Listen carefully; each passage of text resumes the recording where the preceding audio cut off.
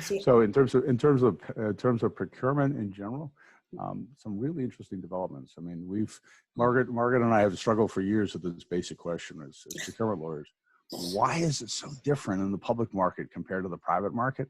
It's just crazy different. Why is it, if I want to buy a car, okay, and I put a piece of paper on a wall saying, I want to buy a car, that would be ridiculous. I would sit forever and no seller would ever approach me. They just do the wall paper, which governments do that all the time. They put it up on the wall.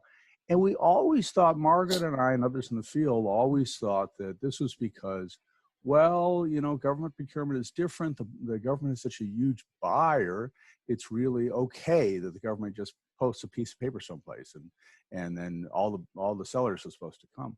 So it turns out we were incredibly wrong all those years. The COVID-19 pandemic has shown that the reason that procurement works, the reason that governments can be so incredibly lazy, just posting a piece of paper up on the side of the wall, not actually going to the marketplace, is that it's really a buyer's market. It's always been a buyer's market. But it's been a buyer's market, Margaret, in ways that you and I didn't fully understand. It's a buyer's market insofar as actually the buyer, the procuring official, doing the work has all the power. The user, for sure, the guy who actually has to drive the car in the government agency, the user has no power whatsoever. So yeah, if you post a piece of paper on a wall, it may take 3 months to buy a car, and the car you get may be really shoddy, but the buyer, the official, the procuring official doesn't care because he doesn't drive the car. Well, yes, it may be coming clear to you, but to me, there's still a complexity there with, you know, and the difference between public and private sector buying, because I think we put it up there also to provide equal access to opportunity on behalf of people and suppliers who want to supply the governments and who have the capacity to supply the governments, and because governments are not using, and public officials aren't using their own money, they're using, you know, taxpayers' money, our money. And so we don't want to have backroom door deals using our money. So I think the reason for the transparency and the need for us to put it up, part of it, in my view, which I still think holds through, even in COVID, despite the challenges, you know, with, you know, having to get these things very, very quickly and not having the time for due diligence, even in COVID, we have to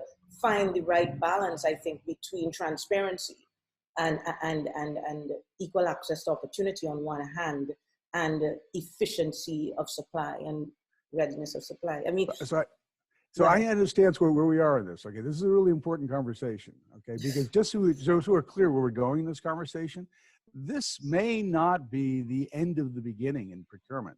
This may be the beginning of the end. Okay, this is a really pivotal time. It's possible that our entire discipline will explode over the next few years. Let me ask you, Margaret, a question I ask a guy who is the head of a centralized procuring agency. I am interviewing you. Kidding. I'm kidding. Yeah. You always do this, Chris. You always do this. But okay. Okay. Anja, please help me with the answer. I'm going to be the one in charge of the editing of this video, so no worries. All power rests with you, Anja. Yeah, go ahead, Chris, ask me. So I asked, well, I'll tell you what I asked him, and I'll tell you what his answer is. So you're off the hook, Margaret. Yay. I asked I asked this professor, okay, Mario Combo, who's a very nice guy. He's a professor in Turin. Also happens to be the chairman of the local regional, the Piedmont Regional Purchasing Authority, and he buys equipment for local hospitals. Right. And I said, Mario, who is your customer? Who is your customer? He said, well, it's the director of the hospital, of course. I said, wrong. I said, wrong. Your customer is the patient who's getting served by the hospital. The user is your customer. Perhaps the surgeon who's using the scalpel, but certainly the patient. It's not the director of the hospital. The bureaucracies tend to focus on, as long as we're fair to the stakeholders who are closest, the vendors who want to have equal opportunity, or the director of the hospital, the chief, the head of the bureaucratic organization. It's not. I said, look, my wife, when our first child was born, my wife was having serious labor pains. And the OBGYN, he decided to go watch a football game. I said, I walked down the hall, and because I was in a private context where you can do this stuff, I walked down the hall. I said, sir, with all due respect, you're here to serve my wife. You're not here to watch football. Get down the hall and make sure that you address her pain. That is the essential thing, to understand that this is about users and making sure that the users are taken care of. It's what emerging, Margaret. The funniest irony in our here in the United States is that the thing we need most in procurement right now, which is access to commercial marketplaces. Federal buyers need access to Amazon. Just put it bluntly out there. They need access to Amazon right now. That procurement has now been stalled. It was stalled this week by the General Services Administration because of the COVID-19. A former student of mine is the contracting officer. I could call him up.